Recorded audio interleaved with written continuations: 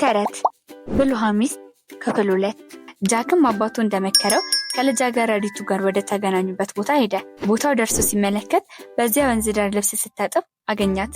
ልጃገረዲቱን እንዳገኛትም ቀረብ ብሎ አባቴ ሊያዩሽ ይፈልጋል፣ ወደ ቤታችን መጥተሽ ሻይ ቡና ለመጋበዝ ፈቃደኛ ነሽን? ሲል ጠየቃት። ልጃገረዲቱ አላሳፈረችውም። አመስግና ግብዣውን ተቀበለች። ወደ ቤትም መጣች። የጃክ አባት ከልጃገረዲቱ ጋር ያወራው ለጥቂት ደቂቃዎች ነው። በዚህ አጭር ጊዜ ግን እውነትም ብልህ ልጃገረድ መሆኗን አረጋግጦ ነበርና ለልጁ ሚስት ትሆን ዘንድ ጠየቃት። ልጃገረዲቱም አላንገራገረችም። ጃክን ለማግባት ተስማምታ ጋብቻቸው ተፈጸመ። ከጋብቻው በኋላ አባትየው ልዩ ቤተመንግስት እንዲገነባ ተጠይቆ ነበር። ጃክን አስከትሎ ያንን ልዩ ቤተመንግስት ለመገንባት ወጥቶ ሄደ። ቤተመንግስቱ የሚገነባው ለታዋቂው የሀገራቸው ንጉስ ነው። ንጉሳቸው በዓለም ላይ ከሚገኙት ነገስታት ሁሉ የሚበልጥ ልዩ ቤተመንግስት እንዲያንጽለት የጃክን አባት አዞ ስለነበረ የጃክ አባት ልጁን አስከትሎ ቤተመንግስቱን ለንጽለት ወደ ተቀደበት ስፍራ አመራ።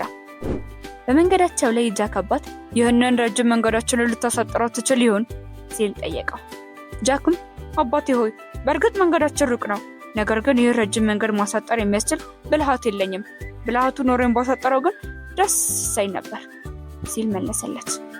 አባትየውም ይህን ረጅምና አድካሚ መንገድ ማሳጠር የማትችል ከሆነ አጠቅመኝም፣ በቃ ወደ ቤት ተመለስ ሲል አዘዘው። ጃክ አማራጭ አልነበረውምና ወደ ቤቱ ተመልሶ ሄደ። ጃክ ቤቱ ደርሶ የቤቱን በር ከፍቶ ሲገባ ሚስቱ እጅግ ተገርማ ለመሆኑ ምን ተፈጥሮ ነው አሁኑኑ ተመልሰ የመጣኸው ስትል ጠየቀችው። ጃክም አባቱ የጠየቀውን ጥያቄና ለአባቱ የሰጠውን መልስ ነግሯት በዚህ ምክንያት እንደተመለሰ ገለጸላት። ሚስቱም በጣም ተቆጥታ አንተ የማትረባ ለምን ታሪክ አታርክለትም ነበር?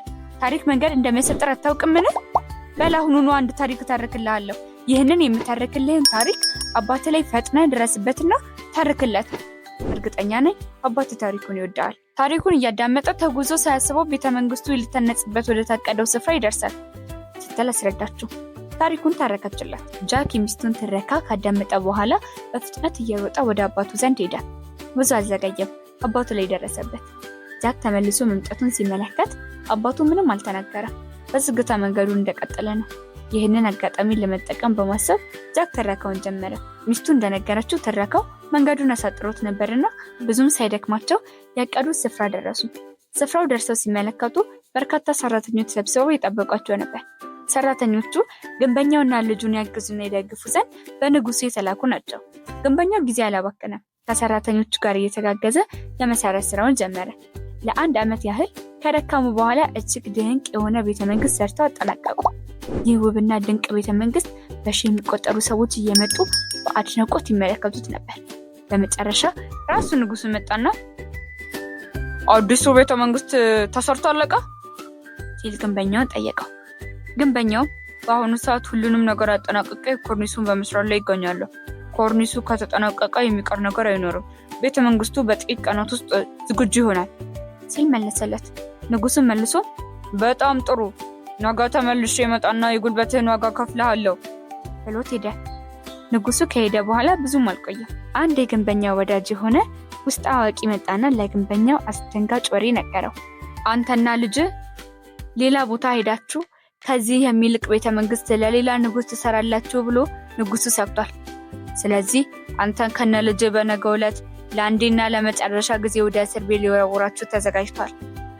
ግንበኛው ይህንን ወሬ እንደሰማ ወደ ጃክ ዞር ብሎ ንጉሱ በእኛ ላይ መጥፎ ነገር አቅዷል፣ ቢሆንም ግን አንፈራም፣ መላ እንፈልጋለን፣ በመልካም ልቦናችን ጸንተን እንቆማለን አለው። ልጆችዬ በብልኋ ሚስት በቀጣይ ክፍል ምን የሚሆን ይመስላችኋል? እስከዛው ድረስ የጣፋጮቹ ልጆች ዩቲዩብን ላይክ፣ ሼር፣ ሰብስክራይብ በማድረግ አጋር ይሁኑ። መልካም ጊዜ። ቻው ቻው።